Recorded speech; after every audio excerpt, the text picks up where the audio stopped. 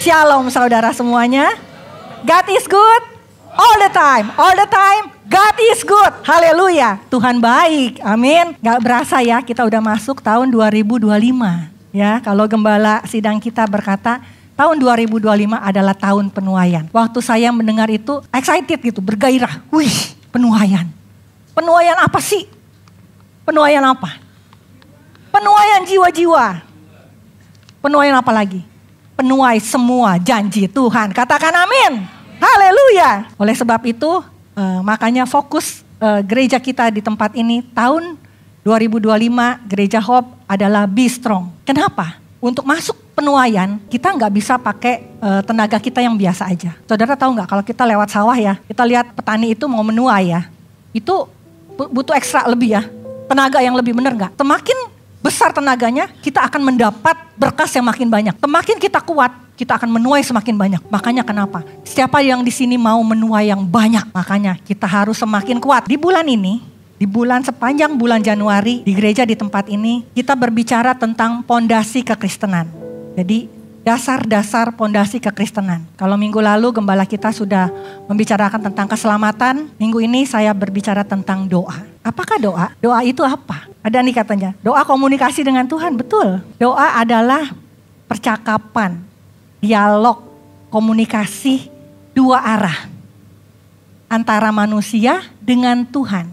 Kalau komunikasi berarti ada yang ngomong, ada yang dengar. Kita ngomong, Tuhan dengar. Terus Tuhan dengar, kita ngomong. Bukan gitu kan ya? Doa tuh ada kepanjangannya loh. Didengar oleh Allah dan dijawab oleh Allah. Berarti bukan cuma dengar Tuhannya. Tuhan juga jawab. Kok saya gak pernah dengar suara Tuhan sih? Tuhan berbicara lewat firman-Nya. Pernah gak Tuhan bicara secara audible? Pernah, tapi biasanya jarang. Tapi Tuhan memberikan firman-Nya, perkataannya. Itu di dalam firman yang kita sebut Alkitab. Jadi komunikasi, dialog, dua arah antara manusia dengan Tuhan. Kita ngomong, Tuhan dengar. Dan waktu Tuhan bicara melalui firman-Nya, kita juga mendengar. Nah sekarang pertanyaannya, mengapa kita harus berdoa? Kenapa kita harus berdoa? Lah ngomong aja sama Tuhan kok mesti doa-doa. Apa sih? Karena doa adalah nafas hidup. Nafas hidup orang percaya. Nafas hidup anak Tuhan. Di Matius 26 ayat 41 dikatakan, berjaga-jagalah dan berdoalah supaya kamu jangan jatuh ke dalam pencobaan. Roh memang penurut tapi daging lemah. Kenapa kita harus selalu berdoa? Waktu kita berdoa, roh kita menjadi kuat. Kalau roh kuat, kedagingan kita akan lemah. Tapi waktu kita tidak berdoa, roh kita akan mati, daging kita yang akan menguasai kita. Makanya kenapa kita harus berdoa? Karena itu juga adalah perintah Tuhan. Di 1 Tesalonika dikatakan, tetaplah berdoa. Tuhan perintahkan kamu tetap berdoa. Kamu tetap berdoa. Kamu tetap berdoa. Karena waktu kamu berdoa, roh kamu kuat. Waktu kamu berdoa, kamu gak mati. Dan mengapa kita harus berdoa? Waktu kita berdoa, kita sebenarnya sedang membangun relasi.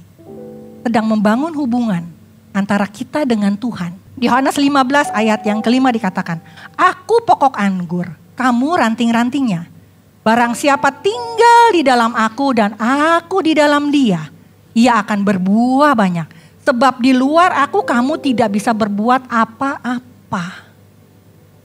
Kenapa kita harus terhubung, terkoneksi dengan Tuhan? Kita terus harus berelasi, bersekutu dengan Tuhan. Karena di luar dia, kita tidak bisa berbuat apa-apa. Makanya kenapa kita harus berdoa? Karena doa adalah nafas hidup. Karena itu adalah perintah Tuhan, kita membangun hubungan kita dengan Tuhan. Tanpa Tuhan, kita tidak bisa berbuat apa-apa. Dan yang terakhir, karena kita meneladani Yesus Tuhan. Amin. Markus 1 ayat 35. Pagi-pagi benar, waktu hari masih gelap, ia bangun dan pergi keluar. Ia pergi ke tempat yang sunyi, berdoa di sana. Kalau kita baca firman, kita tahu perjalanan Yesus, Tuhan Yesus. Tidak ada sedetik pun waktu yang di saat senggang, ia gak ngapa-ngapain. Ia selalu menyingkir untuk berdoa. Bahkan ia menyiapkan waktu yang terbaiknya. Pagi-pagi benar, ia memberikan waktu yang terbaiknya untuk berdoa. Jadi kalau kita berdoa, kita mengikuti teladan Kristus. Amin. Jadi mengapa kita harus berdoa? Kita membangun relasi, itu perintah Tuhan. Itu adalah nafas hidup untuk supaya roh kita makin kuat dan untuk meneladani Tuhan. Amin. Nah, kita udah tahu nih, mengapa kita harus berdoa? Nah, gunanya untuk apa? Kita udah tahu nih, harus berdoa kenapa sekarang? Gunanya apa sih kita berdoa? Kalau nggak ada gunanya, ngapain saya kerjain? Kita tahu ya, doa seperti tadi. Doa adalah komunikasi, hubungan kita dengan Tuhan. Di mana kita bergaul, berkomunikasi, berrelasi, berhubungan kita dengan Tuhan. Betul? Seperti tadi ya. Jadi waktu kita doa, kita berrelasi, berhubungan, kita bergaul dengan Tuhan. Ada pepatah yang berkata begini, masa depan seseorang itu ditentukan dengan siapa dia bergaul. Pernah dengar ini? Ya, coba lihat inner circle kamu. Coba lihat lingkaran terdalam kamu. Kalau kita bergaulnya dengan tukang sayur, kita akan jadi bau sayur, bener gak? Kita bergaulnya dengan tukang ikan, kita akan jadi bau ikan. Atau kita bergaulnya dengan tukang gosip, kita jadi tukang gosip di situ. Betul, pasti itu, pasti. Di mana kita bergaul itu yang membentuk kita. Makanya ya, kalau kita sebagai orang tua, kita pasti akan memperhatikan pergaulan anak-anak kita, bener gak? Bahkan pergaulan diri kita sendiri, di mana kita menempatkan diri kita untuk bergaul. Dengan siapa kita bergaul itu menentukan masa depan kita. Makanya kenapa kita harus bergaul, berkoneksi, terrelasi, berkomunikasi dengan Tuhan. Waktu kita terus berkomunikasi, kita bergaul dengan Tuhan. Maka sifat-sifat Allah, karakter Allah itu pasti terimpartasi dalam kehidupan kita. Sehingga waktu orang menyatakan, goal kita adalah menjadi serupa seperti Kristus. Itu menjadi mungkin. Jadi waktu kita terus bergaul dengan Tuhan. Berkomunikasi dengan Tuhan. Kita mendengarkan suara Tuhan. Lebih lagi. Maka semua sifat-sifat Allah itu terimpartasi dalam kehidupan kita. Amin. Itu gunanya doa. Yang kedua. Doa itu menarik mujizat Allah. Segala sesuatu yang tidak bisa kita lakukan. Itu Tuhan akan mengerjakannya. Doa menarik kuasa Allah. Doa menarik mujizat Allah. Dan doa membuat roh kita semakin kuat. Nah sekarang bagaimana caranya kita berkomunikasi yang baik dengan Tuhan? Atau syarat kita berdoa. Yang pertama adalah memandang Allah sebagai Bapa. Saudara, kita menghadap Bapa ya. Bukan karena apa yang kita punya. Bukan karena saya punya rumah 10, bukan karena saya punya ini, atau karena kepandaian saya bisa ini. Saya ini sudah jadi profesor, saya ini. Kita menghampiri Allah. Bukan karena identitas kita. Yang dunia labelkan kepada kita. Bahkan kita sendiri labelkan kepada diri kita. Kita menghadap Allah. Karena apa kata Tuhan terhadap kita. Bukan seberapa sucinya kita bisa menghampiri Tuhan. Bahkan seberapa berdosanya kita, seberapa bejatnya kita dapat menghampiri Tuhan. Karena apa kata Tuhan tentang kita? Yohanes 1 ayat 12. Tetapi semua orang yang menerimanya, diberinya kuasa supaya menjadi anak-anaknya. Yaitu mereka yang percaya dalam namanya. Jadi waktu kita berdoa, apa kata Tuhan tentang kita? Kamu anakku. Karena kenapa ini penting? Kalau kita tahu dia Bapa. Dan kita tahu kita ini oleh anugerah Tuhan. Kita diangkat menjadi anaknya. Sehingga kita dapat memanggil dia ya Aba, ya Bapa. Betul? Di Matius 6 ayat ke-9. Karena itu berdoalah demikian. Bapa kami yang di surga, dikuduskanlah namamu. Cara kita berkomunikasi dengan seseorang itu biasanya ditentukan dengan siapa kita berbicara. Betul ya? Misalnya kita berbicara kepada bos kita. Tentu beda cara kita berbicara kepada anak kita. Atau cara kita berbicara kepada presiden. Itu beda dengan cara kita berbicara kepada pasangan kita. Makanya kenapa waktu berdoa, Bapa itu menempatkan kita sebagai anak. Karena dia mau antara kita dengan Bapa itu tidak ada penghalang. Tidak ada penghalang. Kalau kita hampirin Bapa kita kan kita apa adanya, betul gak? Sikap kita sebagai seorang anak kepada Bapa itu menentukan bagaimana cara kita berdoa. Tapi satu yang Tuhan bilang, dikuduskanlah nama. Artinya penghormatan kita yang terbaik kepada Bapa. Di dunia aja kita diajarkan. Waktu saya masih kecil, saya tiap kali mama saya bilang gini, kalau bangun tidur melek mata, buka pintu kamar nih, ketemu siapa nih? Ketemu Papa bilang, Papa cauan. Ketemu mama cawan. Ketemu ama cawan. Betul nggak? Tuh, selamat pagi mas, selamat pagi pak gitu kan ya. Kalau anak sekarang biasanya udah mulai kurang tuh. Ketemu pak, mah gitu aja. Hormat, itu yang kita harus. Hormat. Dan kita harus ajarkan ini. Kita harus ajarkan ini kepada generasi kita. Hormat. Karena apa yang mereka lakukan kepada bapak jasmani, mereka akan lakukan kepada bapak rohani. Kalau mereka nggak punya rasa hormat kepada orang tua, mereka tidak akan hormat kepada Tuhannya. Ini harus kita ajarkan. Harus hormat. Karena Tuhan aja memandang kita sebagai anak. Mengangkat kita sebagai anaknya. Betapa kita harus menghormati dia. Yang sudah menyerahkan hidupnya. Menebus kita dari maut. Untuk kita masuk kehidupan kekal bersama dia di surga. Amin. Dan itu juga mempengaruhi doa kita. Bagaimana sikap kita berdoa? Sikap kita berdoa yang pertama dasarnya harus hormat. Amin. Sikapnya gimana? Mau sujud boleh, mau duduk boleh, berdiri boleh gak bu? Boleh, karena dia Bapak. Bagaimana kita berdialog dengan Bapak? Boleh kan? Misalnya saya sembari masak, boleh gak saya ngomong sama Tuhan? Boleh. Sembari nyetir, saya berdialog dengan Tuhan, boleh gak? Boleh. Apapun yang kita lakukan, karena Bapak kita available 24 hour. Kalau kita punya Papa, 24 jam kita bisa ketemu mereka, bisa ketemu Bapak kita, benar gak? Begitu juga Tuhan, dia dapat kita temui setiap waktu, 24 jam. Jadi kalau ditanya, kapan waktu saya berdoa bu? Setiap waktu, setiap saat, 24 jam kita dapat berdialog, berdoa kepada Bapa. Amin. Bagaimana sikap berdoa? Bu, kalau merem, kalau merem harus merem bu, itu dia melek tuh doanya, melek. Kalau kita lagi masak, merem, angus, bener gak? Atau lagi jalan kita merem, ya nabraklah. Kita berdoa kepada Bapa. Jadi sikap itu hormat, itu penting. Tapi mau sujud kayak, mau melek, mau ngangkat tangan, mau duduk, mau berdiri, oke. Jadi waktunya kapan? 24 hour. Kita ketemu sama Tuhan, amin. Tapi Tuhan mengajarkan, beri waktu yang terbaik. Tuhan Yesus saja mengajarkan pagi-pagi benar saat gelap, masih gelap. Dia sudah datang kepada Bapa. Apa yang Tuhan Yesus teladankan, kita ikuti, amin. Waktu kita pagi, kita datang, kita mulai menyembah Tuhan. Mengagungkan Tuhan. Kita berkata Tuhan baik. Ada satu nyanyian pujian Daud kepada Bapa. Di 1 Tawari 29 ayat 11. Dikatakan, ya Tuhan punya mula kebesaran dan kejayaan. Ya Tuhan punya mula kehormatan, kemasyuran dan keagungan. Segala yang di langit dan yang di bumi kepunyaanmu.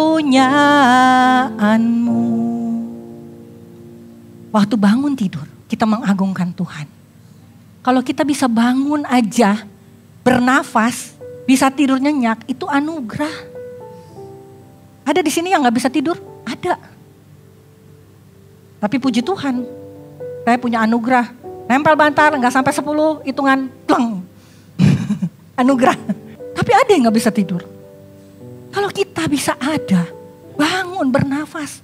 Itu karena Tuhan yang punya segalanya itu mengaruniakannya kepada kita, memberikannya kepada kita. Makanya kita mengagungkan dia, mengucap syukur. Karena kasihnya begitu baik bagi kita, amin. Ucap syukur senantiasa dalam segala sesuatu. Saudara, kalau kita nih, yang orang tua nih pasti tahu nih. Kalau kita punya anak, tiba-tiba dia pulang sekolah. Terus dia langsung, mah, taruh sepatunya bener. Ngambil piring langsung, ngambil piring, duduk rapi, makan. Terus dia bilang, "Ma, udah bikin PR." Udah gitu dia deket-deket sama kita. Tahu nggak mau ngapain? Ada maunya, bener. Kita juga sama kayak gitu. Kita tuh ibaratnya kita anak sama Bapak. Kita juga sama. Makanya kalau kita datang pada Bapak, boleh nggak minta? Boleh minta. Tuhan bilang. Maka Tuhan bilang, Matius 7 ayat 11, jika kamu yang jahat tahu pemberian yang baik bagi anak-anakmu, apalagi Bapamu yang di sorga, Ia akan memberikan yang baik kepada mereka yang meminta kepadanya. Jadi kalau kita datang pada Bapak, gak enak lah, gak enak. Ada gak anak yang begitu? Enggak, anak mah biasanya minta, ya enggak? Kita juga sama. Jadi boleh gak minta sama Bapak? Boleh. Boleh gak doa minta? Boleh. Asal itu selaras dengan Tuhan. Amin. Oke, yang kedua. Yang pertama kita memandang Allah sebagai Bapa. Yang kedua adalah bereskan hati. Matius 6 ayat 12. Dan ampunilah kami akan kesalahan kami seperti kami juga mengampuni orang yang bersalah kepada kami. Di Markus 11 ayat yang ke-25. Kita baca sama-sama. 1, 2, 3. Dan jika kamu berdiri untuk berdoa, ampunilah dahulu sekiranya ada barang sesuatu dalam hatimu terhadap seseorang. Supaya juga Bapamu yang di sorga mengampuni kesalahan-kesalahanmu. Berikutnya Yeremia 25. Yeremia 5 ayat 25. Kita baca 1, 2, 3. Kesalahanmu menghalangi semuanya ini. Dan dosamu menghambat yang baik daripadamu. Kita mau terima yang baik dari Tuhan. Betul?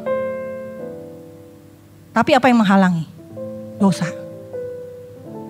Jadi waktu kita mau berdoa, seperti tadi dikatakan di ayat sebelumnya, waktu kamu mau berdiri untuk berdoa, kalau Tuhan ingetin aja, ada sesuatu dalam hatimu, beresin dulu. Ini sebetulnya saya pernah ngalamin ini. Jadi waktu saya masih, anak-anak saya masih kecil-kecil nih, maksudnya masih, kalau ibadah kan datang ke gereja pengennya kita gak telat ya. Biasanya teriak-teriak tuh sama anak-anak, cepetan, jangan telat, cepetan. Yang satu masih mandi, yang satu masih dandan, yang satu nih, biasalah pasukan bodrek kan, banyak tuh pasukan saya nih. Aduh, kita udah di mobil, mah mana mah cepetan nih, telat nih, dah dia masih dandan. Kesel gak? Kesel. Lah, padahal kita datangnya mau kemana? Mau kesini kan, mau ngapain? Mau doa. Lah, gimana? Gimana yang baik turun atas kita kalau kita aja artinya masih belum bener. Masih kesel, masih iri, masih benci, masih dendam, masih belum beres, masih inget-inget yang lama, masih inget-inget kesalahan orang, kesalahan dia, kesalahan ono. Gimana? Tuhan bilang mau kasih yang baik. Ya, jadi ayo beresin hati, amin. Amin, beresin hati, oke? Ya, jadi satu lagi. Yang menghalangi dosa kita apa? Menghalangi doa kita apa? Di 1 Petrus 3 ayat 7. Demikian juga hai kamu suami-suami. Hiduplah bijaksana dengan istrimu sebagai kaum yang lebih lemah. Hormatilah mereka sebagai teman pewaris dari kasih karunia. Yaitu kehidupan, supaya doamu jangan terhalang. Siapa di sini suami-suami yang mau doanya kalau doa cas pleng. Tuhan bilang hormati istrimu. Sebagai teman pewaris tahta kasih karunia. Amin. Karena dia adalah kaum yang lemah. Kalau dulu saya suka kesaksian ya. Zaman dulu saya suka kesaksian. Saya kalau marah bisanya cuma nyubit. Bener gak? Tapi saya sudah bertobat saudara. Saya mesti klarifikasi saya sudah bertobat. Kalau enggak saya diingetin terus. Bu masih nyubit gak? Saya sudah bertobat. Jadi kalau wanita kan lemah ya. Dia gak bisa ngapa-ngapain marah palingan nyubit gitu loh. Ya kan? Itu dulu saya. Tapi saya sudah bertobat Tuhan. Saya gak mau nyubit lagi. Makanya suami-suami kalau doamu pengen cespleng. Ayo hormati istrimu. Karena dia adalah teman pewaris tahta kasih karunia. Amin. Berikutnya. Jadi yang pertama bagaimana cara kita berdoa sama Tuhan. Kita memandang Allah sebagai Bapa. Yang kedua adalah kita bereskan hati kita. Amin. Dan yang ketiga. Jangan memuaskan hawa nafsu. Tadi kan kita udah bilang ya. Doa boleh gak sih minta? Bu, doa boleh gak sih minta? Tadi udah dibilang. Boleh kan? Boleh. Yakobus 4 ayat 3. Kita baca sama-sama ya. 1, 2, 3. Atau kamu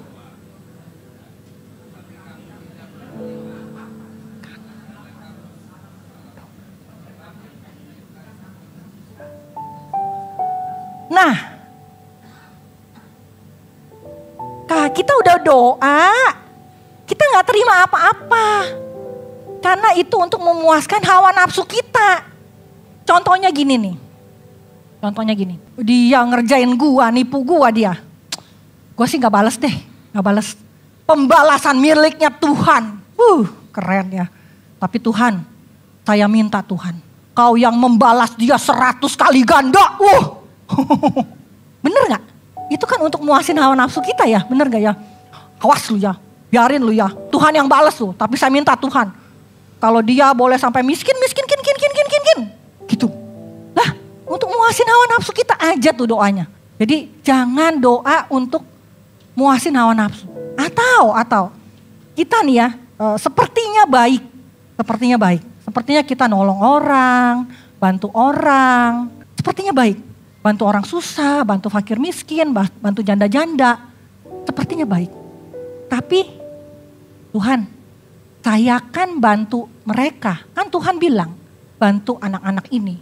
Kalau saya nanti udah bantu ini, Tuhan pasti berkatin saya jadi kaya.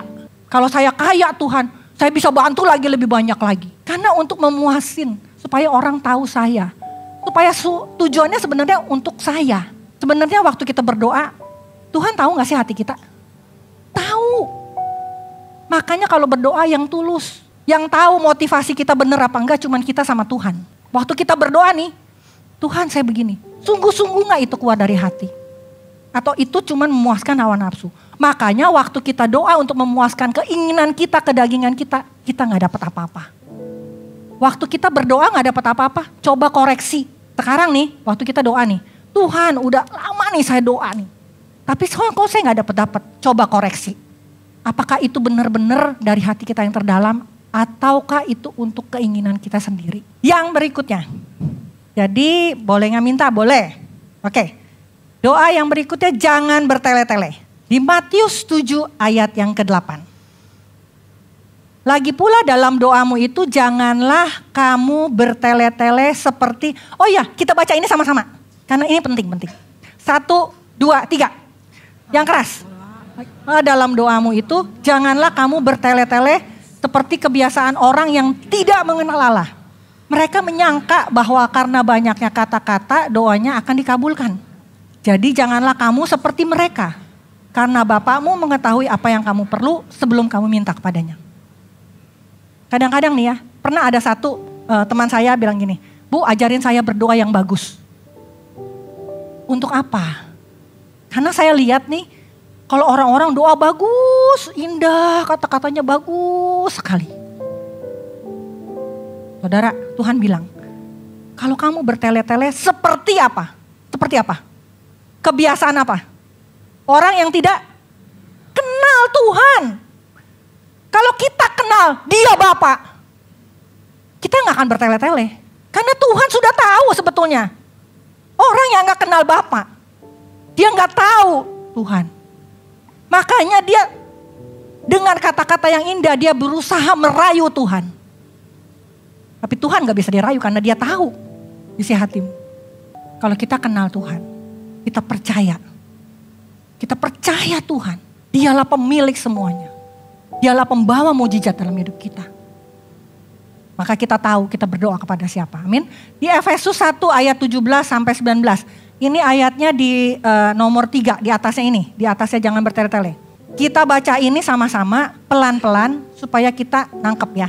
1, 2, 3. Dan meminta kepada Allah Tuhan kita Yesus Kristus. Yaitu Bapa yang mulia itu. Supaya ia memberikan kepadamu roh hikmat dan wahyu. Untuk mengenal Dia dengan benar. Dan supaya ia menjadikan mata hatimu terang. Agar kamu mengerti pengharapan apa yang terkandung dalam panggilannya. Betapa kayanya kemuliaan yang ditentukan bagi orang-orang kudus. Dan betapa hebat kuasanya bagi kita. Yang percaya sesuai dengan kekuatan kuasanya. Amin. Wah, saya tuh, Tuhan terima kasih Tuhan.